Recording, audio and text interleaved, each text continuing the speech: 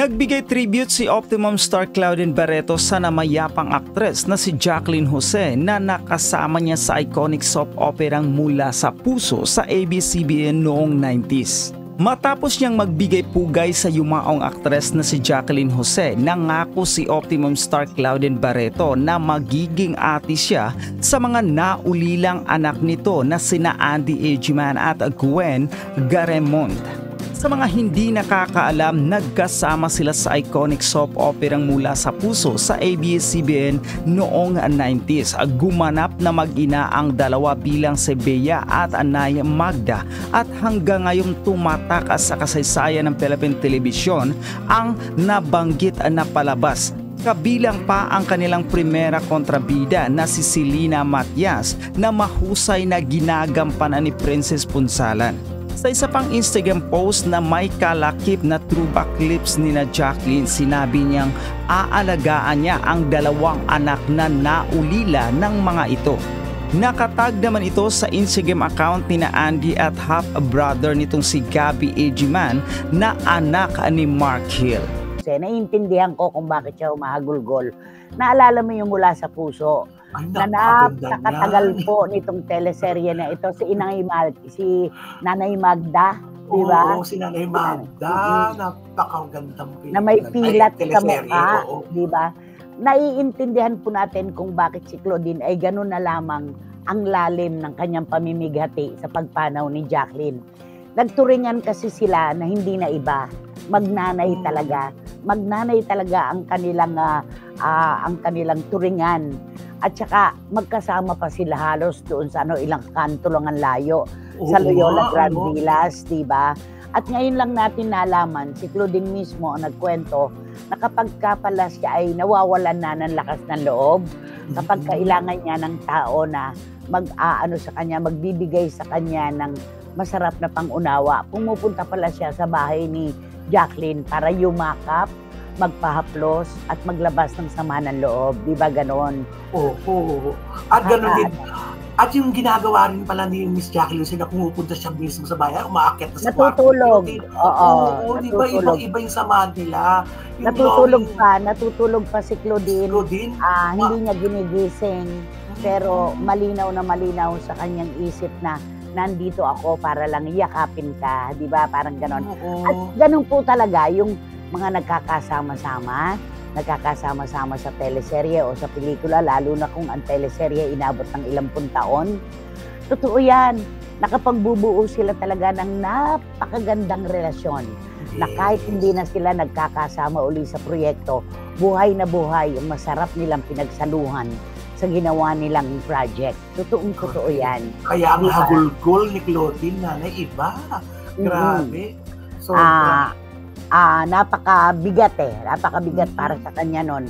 At lahat naman po talaga ay nagulantang naman kasi wala nga tayong nababalitaan na sakit ni Jacqueline. Ikalawang atake na pala ito yung una siguro ay mild lamang, di ba? Pero ito talaga, alam mo ako ang nabubuo sa isip ko yung struggle talaga. Yung struggle.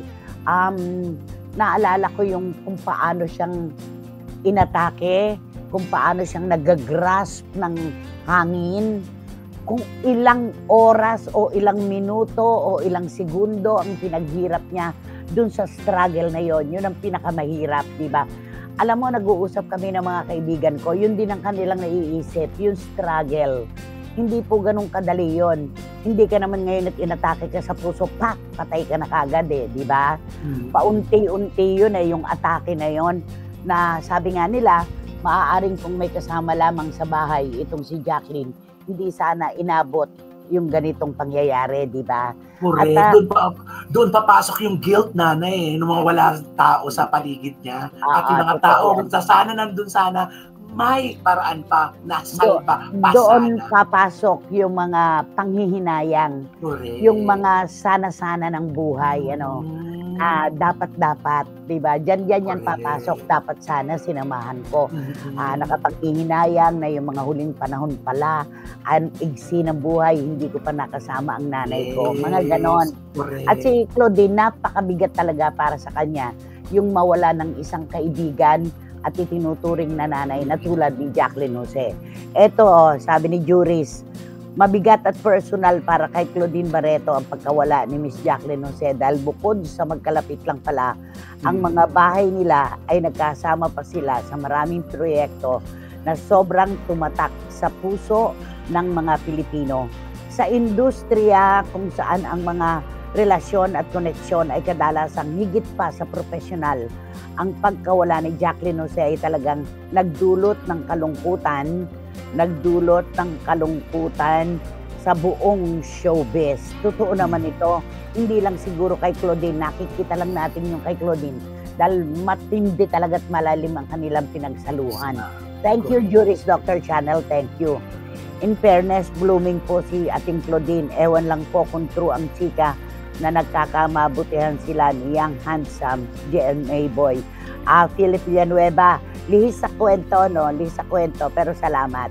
Okay? Nasubaybayan ko din ang mula sa puso at naging parang mag-ina ang turingan nila dati, kaya sobrang kagulgol ni Claudine. Sabi ni Tita Nene Olanday, tama. Kahit ako, pag ex na, kahit name niya, ayaw ko nang marinig. Kay Catherine. Lahat ng text niya, dinidelete lahat, mga ibinigay sa akin, itago lahat sa baul at sunugin ng iba. Basta pass is pass, wala nang balikan. Okay? Ayan. Okay. So yung kay Claudine, mauunawaan natin kasi sa iba dyan na meron pa ng babas na kung makahagulgul daw si Claudine, akala mo kapamilya niya na wala. Alam niyo po, yung mga ganitong pangyayari, higit pa sa profesional ang nabubuo. Kaya napakasakit talaga ng ganyan. Ikaw ba, Romel, naniniwala ka ba sa mga merida o premonition? Mga premonition? Opo, nanay, di ba? Pag nagkikwentuhan nga tayo, di ba? Sa obra, lagi tayo nagkikwento. Nay, ganito. Ay, oo, sisigurda mo naman ako. Totoo ka, kasi ganito, di ba? Alam niyo po, yung premonition o yung merida na tinatawag, naiintindihan na lang po natin yan at pumapasok sa puso at isip natin kapag meron nang nawala. Ganun yun. Tingnan mo, napakalayo ng pinag-uusapan natin sa ngayon. Si Direk Franny Zamora na isa sa pinakamalapit na kaibigan ni Jane Gok, nitong si Jacqueline Jose. 2 years ago pa, di ba pinakita namin ni Tina sa'yo yung pagpapalitan nila ng mensahe, 2022. Nag-uusap po sila, nagte-text sila, at sabi niya, huwag ko munang magre-retiro, marami ka pang dapat gawin. Sabi niya, oo, 2 years pa. Kailan nga po ba yun? 2022, tapos 2024 ngayon. Totoo, 2 taon. Merida yon, premonition yon. At busog na busog tayo sa mga kwento ng mga kasamahan niyang artista na tulad ni Katrina Halili, di ba? Oo. At iba pang mga artista na pinagpaalaman niya, tinext niya, dinalaw niya, kinausap niya. Ganun yata talaga, Romel. Alam yata nang mawawala sa mundo kapag siya'y magpapaalam na. Yun yung premonition o merida na tinatawag. Kasi, Ate Jane, kailan lang magkausap pa tayo? Ate Jane, tinext mo pa ako nung isang araw. Ate Jane, ang saya-saya pa natin nung nakaraan. Kaya ba, di ba, lagi nating sinasabi kapag kawala na, kahapon lang magkasama pa tayo, ang saya-saya natin, tapos ngayon wala ka na. May mga ganon, di ba? Di ba natatanda mo yung kinento ko sa yung kaibigan kung di ako kinikibo na matagal na panahon, tapos biglang tumawag sa akin. Tapos biglang nawala. Yun na pala yun, huli pagtawya at nagsusoli. Ganon daw yon. Huwag kang magtataka kapag ang isang kaibigan ay tumawag sa'yo pagkatapos ng mahaba-habang panahon. Nakakakaba pala yung ganon. Kasi ang mawawala pala talaga ay nagmemerida. Ito po ay kasabihang Pilipino. Pero may English version ito, premonition. Ibig sabihin, totoo, di ba? Yung mga dumadalaw sa mga kaibigan, isinisingit yung pangungumusta, doon sa mga kasamahang artista, mga nakasama sa trabaho. Totoo po yun, yung mga premonition, yung mga merida na tinatawag. Pati yung pagbibilin, di ba? Huwag ka nga nagsasalita ng ganyan. Uy, kapag nawala ako, bahala ka na sa ganito, sa ganyan. Di ba? May mga ganon. Huwag ka nga nagsasalita ng ganyan, parang mawawala ka na talaga. Malalaman lamang po natin ang mga merida, ang premonition, kapag may nawala na. Yun pala yun. Di ba? Iba talaga ang nabubuong relasyon, lalo na kapag matagal nang nakasama sa isang proyekto. Sa last interview ni OG Diaz kay Miss Jacqueline Jose ay parang may mga pasaring na si Miss Jacqueline, mararamdaman talaga na parang namamaalam na. Oo, totoo yun. Kaya kahapon nga binanggit ko yung interview na inulit ko pinanood ko ulit. Andun yung tanggap na niya na nag-iisa siya, na pinayagan na niya yung kanyang mga anak na lumipad na parang ibon para pamahalaan na ang kanilang buhay.